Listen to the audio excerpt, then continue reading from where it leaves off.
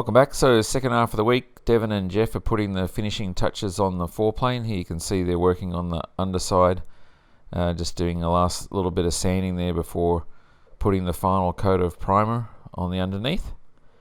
And meanwhile, back in the cabin, I've been working on trying to solve this problem with the interference of the radio. And so behind here there was a power supply that supplies power to the Wi-Fi hotspot, and you can see it's in this little box here, and it just converts 12 volts to 5 volts, and I've moved it over here because it's the thing that's causing interference.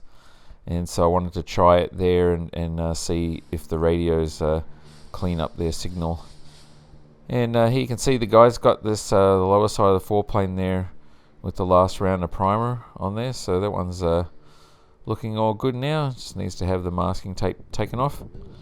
And working on the inside now of the intake scoop, and that just had a little bit of fill there just to smooth things out, so the airflow in there is nice and smooth. And you can see I've got the intake tray now bolted back on to the engine mount, and so that's not coming off again.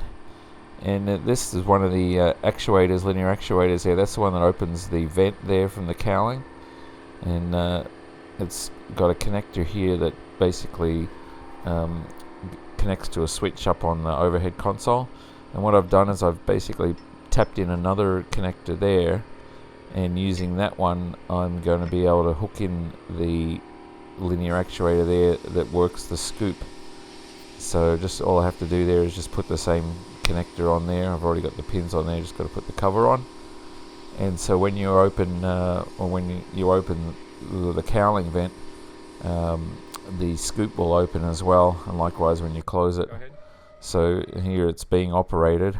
Alright. And Jeff's just hitting the switch there, and you can see that one's opening and closing, and likewise this one's closing there now. So, and of course I can disconnect that one without disrupting the outlet vent.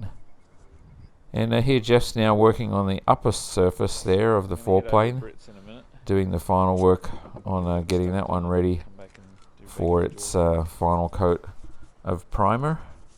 So as I said last time, it won't be too long, and that one will be all done, and the guys will be moving on to the wings to get those completed.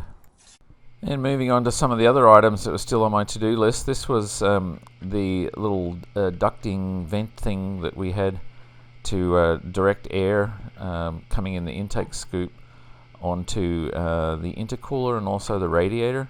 So I'm up at Britt's now, and I'm using his roller to put a bit of a curve on these metal pieces so they all fit together, and there's how the curve needs to fit like that.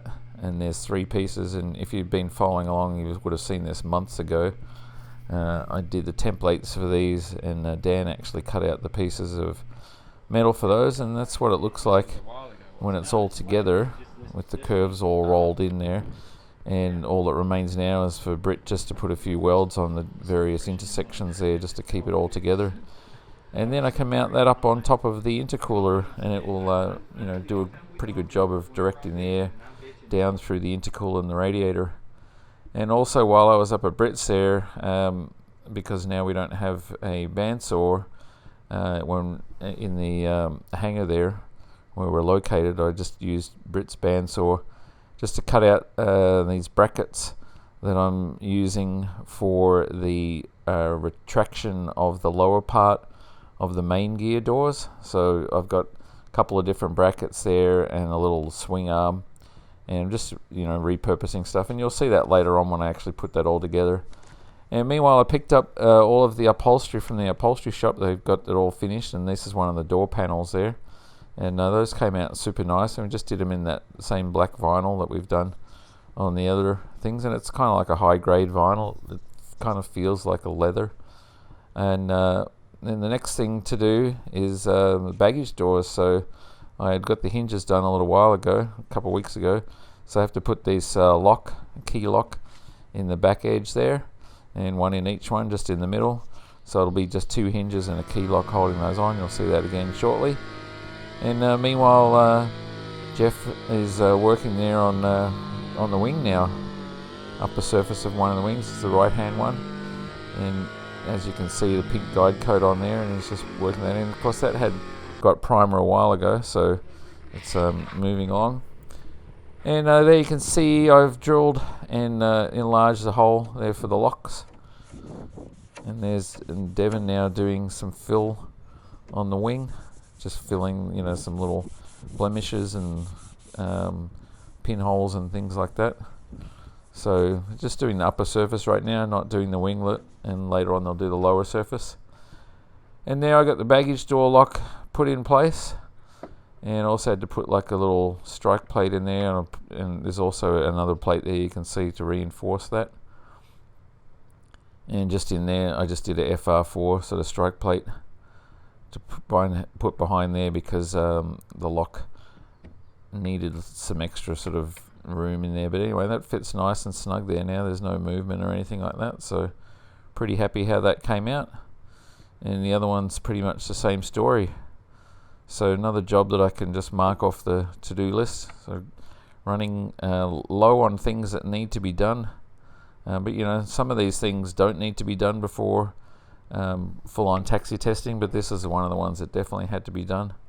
So anyway, happy to get that one out of the way. And speaking of things that don't really need to be done, this is one of the side panels there, rear panels, and I just wanted to get that fitted in place to see how it was, and where the bracket that connects to the gas strut there, where that was coming through, I hadn't allowed enough room for that when I created the bracket. So needless to say, I had to do a little bit of modification to that panel itself behind where the bracket sits, just to sort of soften it. So anyway, it's all working and it looks nice, and it's nice and snug there, and as you can see. So I spent like an hour maybe getting those two sorted out and fitted around where that was, where that gas strut fits there. You can see it's kind of pushed in there a little bit tight, but works. So at least that job is now done. Don't have to worry about it. And there's a little bit more to do still on the doors themselves. And just to show you what the front kick panels look like, and I didn't do anything with those, I just put them in place. They're going to need just a couple little tabs with some Velcro to hold them there, but man, they look really good. They just sit in there beautifully. Close up that area there between the door frame and the actual dash itself. So pretty happy with how those ones came out. And this is the other one there. And the guys there at the upholstery shop did a really nice job. Gotcha Covered Upholstery down there in Woodstock, Georgia. So a nice stitching and stuff there. So pretty happy with how it all came out. And when it's all in and the carpet's in, it's going to look pretty spiffy. So next thing I had to do was the little magnet switches I had for the gear lockdown position thing wasn't working very well. So I'm changing them out to just some little micro switches. What ended up happening was the little magnets kept getting broken off, and I couldn't figure out why. I still hadn't figured out why. So anyway, switched over to those, and I just need some hardware there to mount those now. And here you can see Jeff's now on the other wing, on the left-hand wing there, and working on that. So he's just done the upper surfaces on both wings. And here's one of the door panels there now, just sitting on the door with the armrest in place. And so those came out really nicely. So I just need to put some mounting tabs and stuff again, probably just with some Velcro to hold those in place. But yeah, it kind of completes the door there, and you can see the stitching that they did on there is really nice. Did a good job. It's a little bit plain, but I mean, it is a prototype. Don't want to spend too much time on it. And here I'm just setting up now to do a bit of taxi testing. Got my little camera mounted to the passenger front seat there. And meanwhile the guys are just doing some more work there on that wing. Devon's just cleaning it off there. I think it's going to get that last round of primer, but there's still more that they have to do on that one. Okay, on to taxi testing, and the purpose of today's test was to first of all just see if the radio interference was gone, and unfortunately it's still there on one of the radios, but only really intermittent. So I'm going to actually try getting a different power supply for that hotspot, because it's not actually the hotspot that's doing it. When I powered it off the regular sort of 110 volt thing, there wasn't any interference at all. It's the 12 volt to 5 volt converter that's causing the interference. At least I'm about 90% sure it is. So the other thing I wanted to test was to do a run up and with sort of like simulated takeoff, which you'll see coming up. And the other thing I wanted to test was the extra cameras that I have now and the new camera mounts that I have. So I have one on the nose there and one underneath, and just the one there sitting on the seat. So and also developing my skills for switching cameras while editing. So you guys are going to get some different views. So it wasn't just all fun and games with this taxi testing. And the other thing I've been thinking about was a solution for the redrive, and I think I've got a good idea of how to use the redrive that we have in there right now, the one with the tapered roller bearings, which seems pretty bulletproof, and probably going to go back to the oil shuttle in the middle, but instead of having it sort of hard mounted in the case, I'm going to actually probably put bearings around the shuttle and have it riding on the shaft, and that way if the shaft has any movement or play because of the tapered roller bearings, the oil shuttle will ride with the shaft as opposed to riding with the housing, and that way there'll be no chance of the tight tolerance rings there that provide the high pressure oil to the prop, no chance of those actually contacting the shaft, because they'll be held in place by some bearings that basically separate the shaft from the oil shuttle. Anyway, that's just the ideas I'm throwing around in my head right now. I'm not going to do anything until after first flight, just because I don't want to spend any time or money on that right now. But I do want to have kind of a plan in place of how to get the constant speed prop working as soon as we can after flight testing, initial flight testing. And if it's just a case of making a new shuttle, that's actually fairly cost effective and won't take that long. And I may have to make a new shaft as well, because I think the existing shaft in there got damaged a little bit around where those seals would be when the oil shuttle sort of welded itself to that prop shaft. But either way, it's still a fairly simple job to get both of those done. But I'm going to be running it by a bunch of people, and also Mark as well, just to make sure it's a good idea. Anyway, we'll see going forward. So I'm just taxiing down here now just to get set up to do a run, and the idea of this run is to run it for about 3 minutes at what would be sort of about 80% and 85% of takeoff power, which is static run. Obviously, once you get moving, the engine will spin more freely and it would get higher RPM. So my goal here is just to run it at 33 or 3200 RPM, because normally the engine would be at 3800 RPM for takeoff. That's maximum RPM that we're setting on the engine. And I wanted to see, at 3200 RPM for about 3 minutes, which would, simulate takeoff and climb out to a couple thousand feet. Just how the temperatures, the EGTs react, and then use that information to figure out whether or not I need to dial in some extra pitch on the prop, and get it to put out more power. So just looking at the fuel flows and the EGTs and the boost levels at 3200 RPM, that will give me some more information that I can make sort of a calculated decision on where to set the prop. But anyway, I'll let you watch this for the next 3 minutes, and you can get a feel of what this run up was like.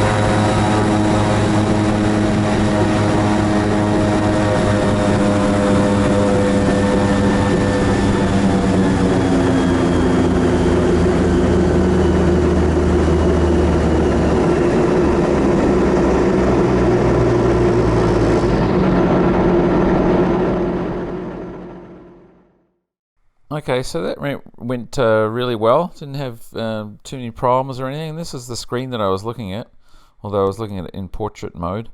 And this is before the run-up started here.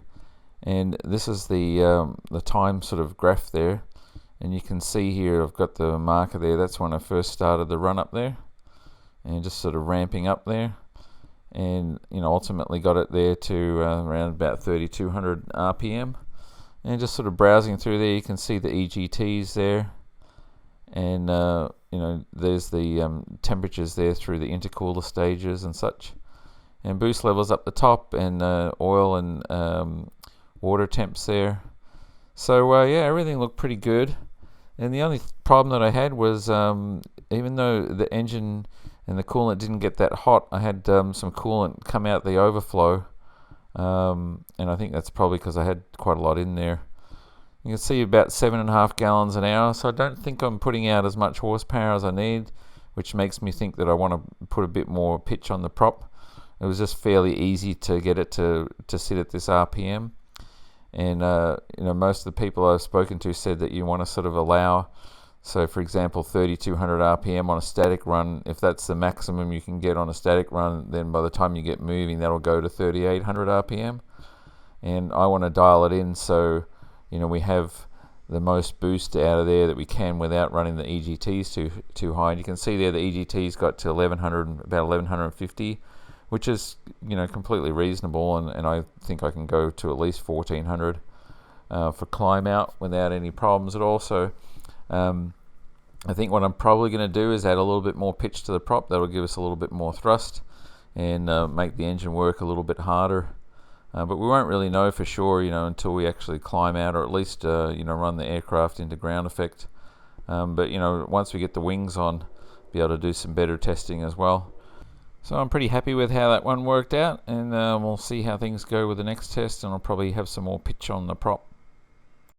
So overall, a pretty productive week, and that's our update for this week. Tune in again next week on Tuesday evening, and see what things are progressing next week. And there'll be more testing, and the guys will be doing more stuff on the wings, and I'll be working on the retraction setups for the gear doors and a couple of other little jobs. And ultimately things are going pretty well at this point, I think. So thanks again for watching, and tune in again next week.